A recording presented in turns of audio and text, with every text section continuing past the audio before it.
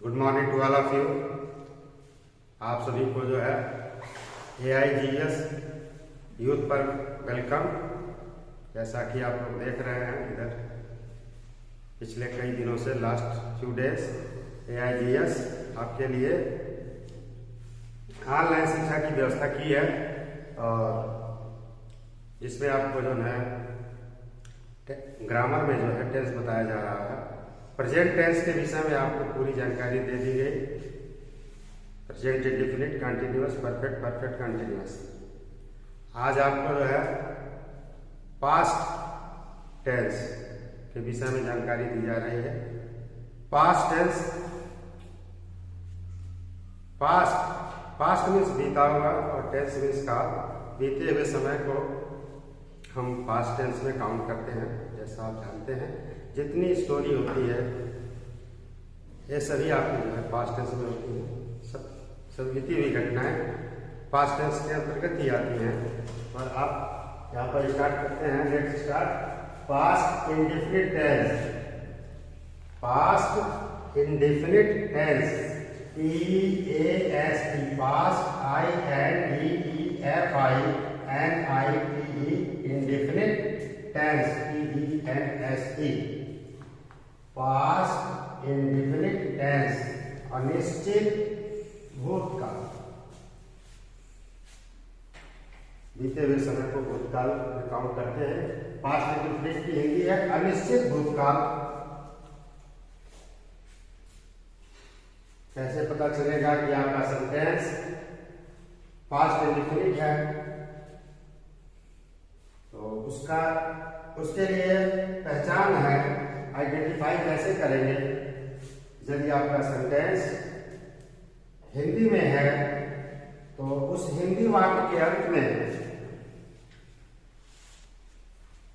गया, गए, गई अथवा था, थे, थी। गया, गए, गई, था, थे, थी में से कोई एक अवश्य होता है। जैसे एग्जाम्पल के तौर पर वह विद्यालय गया, वह पत्र पढ़ा था, वे क्रिकेट खेले थे या वे क्रिकेट खेले, मैंने स्नान किया, तुम सब, आप सभी विद्यालय आए। ये सभी जो है पास्ट इंडेफिनिट में काउंट करते हैं। सेंटेंस का स्ट्रक्चर, जब हिंदी का सेंटेंस है तब आप जो है था, थे, थी या गया, गए, गई से अनुमान करेंगे। लेकिन जब आपका सेंटेंस इंग्लिश में है, अंग्रेजी में है, तो जब सेंटेंस में वर्ब का सेकंड फॉर्म आता है तो वह पास्ट इंडेफिनिट। ये चीज याद रखिए। पास्ट इंडेफिनिट में वर्ब का सेकंड फॉर्म आता है जब वह सिंपल सेंटेंस है। जैसे वह विद्यालय गया, वह विद्यालय गया, ही वेंट टू स्कूल। सब वह विद्यालय गया, he went to school. He subject, went ये जो वर्ब का सेकंड फॉर्म है। वेंट का जो फर्स्ट फॉर्म मेन वर्ब, ये जो ये आपका सेकंड फॉर्म है यह गो। मेन वर्ब गो का सेकंड फॉर्म है। गो, वेंट, गॉन। जैसा कि आप जो है वर्ब और उसके फॉर्म्स जानते हैं, first form, second form, third form.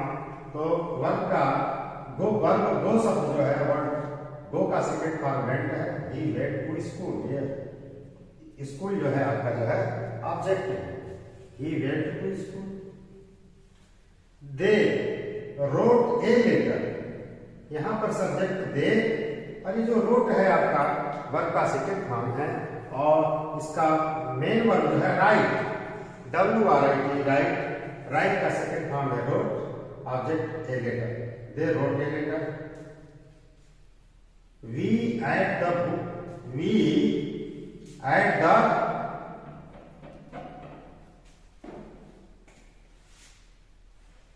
We ate the food, ate the body food. यहाँ भी जो है ATE एट जो है वर्ब का सेकेंड फॉर्म है, मेन वर्ब आपका जो है EAT मींस खाना, वर्ब है।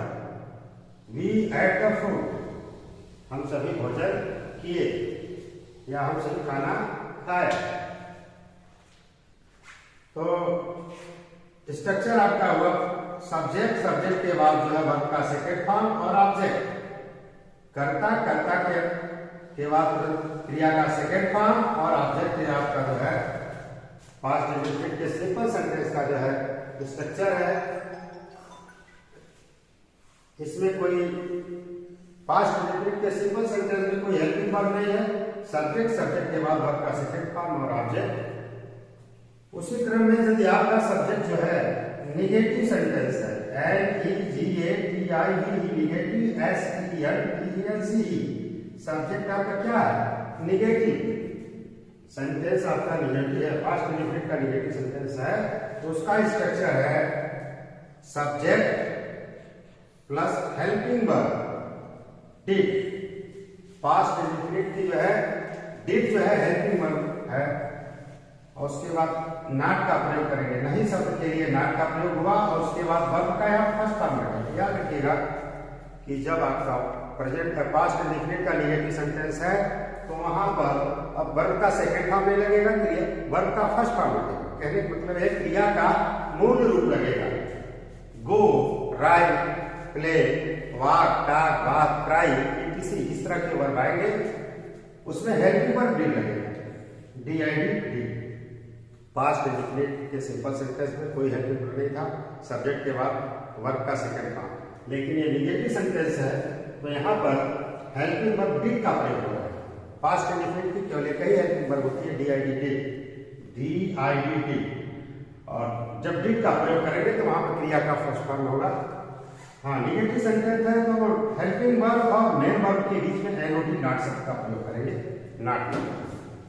एग्जाम्पल के तौर पर He did not go to school, subject he, helping verb did के बाद नॉट का प्रयोग हुआ। यहाँ पर वर्ब का सेकंड फॉर्म नहीं है, यहाँ पर क्या लगाया गया है? गो, GO, go. He did not go to, object आपका आ गया स्कूल। सब्जेक्ट, हेल्पिंग वर्ब, उसके बाद नकारात्मक वाक्य के लिए नॉट का प्रयोग हुआ, और मेन वर्ब का फर्स्ट फॉर्म और ऑब्जेक्ट, कर्ता, कर्ता के बाद सहायक क्रिया, मुख्य क्रिया का फर्स्ट फॉर्म और object. They did not write a letter, they did not write a letter. इसमें सब्जेक्ट सिंगुलर है या प्लूरल, उससे वर्ब से कोई मतलब नहीं, यहाँ पर सिंगल वर्ब लगता है, DID। They did not write a letter, यहाँ भी वर्ब फर्स्ट फॉर्म में है, ऑब्जेक्ट आपका a letter. We did not eat the food, हमने भोजन या हम सभी ने भोजन नहीं किया। Subject we, helping verb did के बाद नॉट का प्रयोग हुआ, फिर क्रिया का फर्स्ट फॉर्म ईट और ऑब्जेक्ट आपका है the food. We did not eat the food, हमने भोजन, हम सभी ने भोजन नहीं किया। The children did not go to school, the children did not go to school, बच्चे विद्यालय नहीं गए। यह भी पास गया, गए, गई और था थी आपको बताया गया था, और उसी में जो है the children did not go to school, यदि हेल्पिंग वर्ब डिड लगा हो तो वह भी आपका पास्ट इंडेफिनिट है। यदि वर्ब का सेकंड फॉर्म है तो वह भी आपका पास्ट इंडेफिनिट है। ये चीज याद रखिएगा। उसी क्रम में जो है इंट्रोगेटिव सेंटेंस,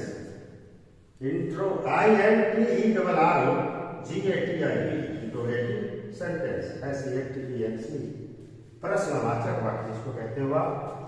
प्रश्नवाचक वाक्य का या इंट्रोगेटिव सेंटेंस का स्ट्रक्चर है क्वेश्चन वर्ड, अथवा जिसको दूसरे शब्दों में जो आप इंट्रोगेशन वर्ड बोलते हो, उसके बाद हेल्पिंग वर्ब डिड, सब्जेक्ट, क्रिया का फर्स्ट फॉर्म और ऑब्जेक्ट। यह आपका जो है इंट्रोगेटिव सेंटेंस का स्ट्रक्चर है। और जैसा आप जानते हो कि इंट्रोगेटिव सेंटेंस में हमेशा जो है वाक्य के लास्ट में क्वेश्चन मार्क लगाते हैं, इंट्रोगेशन मार्क लगाते हैं, और यहां भी लगाएंगे। एग्जाम्पल के लिए did he go to school, did he go to school, helping verb did, subject he, क्रिया का first form go, to school जो है आपका ऑब्जेक्ट हो गया। क्या वह विद्यालय गया, क्या वह विद्यालय गया। यहाँ भी गया, गए, गई, आई, गया शब्द है, यह आपका पास्ट इंडेफिनिट का जो है प्रश्नवाचक वाक्य है। पास्ट इंडेफिनिट का इंट्रोगेटिव सेंटेंस, क्या वह विद्यालय गया। यहाँ पे देख रहे हो आपकी क्वेश्चन वर्ड जो है नहीं है यहाँ पर, यह हेल्पिंग वर्ड, क्योंकि सेंटेंस की शुरुआत जो है क्या से हुआ है। तो क्या वह विद्यालय गया, did he go to school, word में क्वेश्चन वर्ड नहीं है और डिड ही है, तो समझ जाइए सेंटेंस की शुरुआत किससे हुई है, क्या से हुई है। Did they write a letter, did they write letters, क्या वे पत्र लिखे। Did helping verb, subject they, verb का फर्स्ट फॉर्म राइट, राइट लिखना, लेटर्स पत्र, डिड दे राइट लेटर्स, क्या वे पत्र लिखे। When did they go to Gorakhpur. एक दूसरा आ गया sentence, when did they go to Gorakhpur. यहाँ इंट्रोगेशन वर्ड है, WHEN है, जो समय का बोध कराता है। सहायक क्रिया helping verb did, subject they, verb का फर्स्ट फॉर्म गो और उसके बाद object Gorakhpur. When did they go to Gorakhpur, और यह इंट्रोगेशन मार्क, प्रश्नवाचक चिन्ह। तो यह आपका प्रेजेंट है, पास्ट इंडेफिनिट का जो है इंट्रोगेटिव सेंटेंस हो गया। उसके बाद फिर interrogative negative sentence, interrogative negative sentence, इसका भी स्ट्रक्चर है क्वेश्चन वर्ड या इंट्रोगेशन वर्ड के बाद helping verb did, subject not, verb का फर्स्ट फॉर्म और ऑब्जेक्ट। एग्जाम्पल के तौर पर did he go to school, did he not go to school. यहाँ निगेटिव भी है, इसलिए इंट्रोगेटिव निगेटिव, इसलिए नॉट का प्रयोग हुआ है। इंट्रोगेटिव सेंटेंस और इंट्रोगेटिव निगेटिव सेंटेंस में स्ट्रक्चर वही है, सब्जेक्ट के बाद इंट्रोगेटिव में नॉट नहीं लगाते हैं और इंट्रोगेटिव निगेटिव में नॉट शब्द लगाते हैं। अंतर यही है, नॉट का डिफरेंस है इंट्रोगेटिव और interrogative negative. Did he not go to school? Why did they not write letters? वे सब पत्र क्यों नहीं लिखे? Why? रीजन पूछ रहा है, रीजन। Why शब्द जो है रीजन का बोध कराता है। Why did they not write letters? Why did the players not play the cricket? खिलाड़ी क्रिकेट क्यों नहीं खेले। यह जो है इस प्रकार से इंट्रोगेटिव निगेटिव सेंटेंस हुआ। तो आपको जो है पास्ट इंडेफिनिट टेंस, अनिश्चित भूतकाल के सभी 4 प्रकार के जो सेंटेंस हैं, असर्टिव, निगेटिव, इंट्रोगेटिव, निगेटिव, आपको स्ट्रक्चर और प्रचार के साथ जो है एग्जाम्पल देकर के एक्सप्लेन किया गया। और आप इस वीडियो को जो है देख करके समझने का प्रयास कीजिए, नियम वगैरह याद कीजिए और इसको ऐसे ही मत छोड़ दीजिएगा। जो है अपना डेली जो है एक जो है होमवर्क के तौर पर जो है इसको डेली वर्क कीजिए, इसको याद कीजिए और एक रिकॉर्ड लेकर के आइएगा। जब विद्यालय खुलेगा तो यह रिकॉर्ड आप लोगों से चेक किया जाएगा कि डेली जो आप लोगों को जो है ऑनलाइन के माध्यम से जो शिक्षा दी जा रही है, जो आपको बताया जा रहा है, उसका आप फॉलो कर रहे हैं कि नहीं। ऐसा कुछ चीज़ होना चाहिए। यदि ऐसा नहीं करते हैं तो उसके लिए आप दंडित किए जाएंगे। इसलिए आपसे रिक्वेस्ट यही है कि पढ़िए और ठंडी का भी एंजॉय कीजिए। Thank you.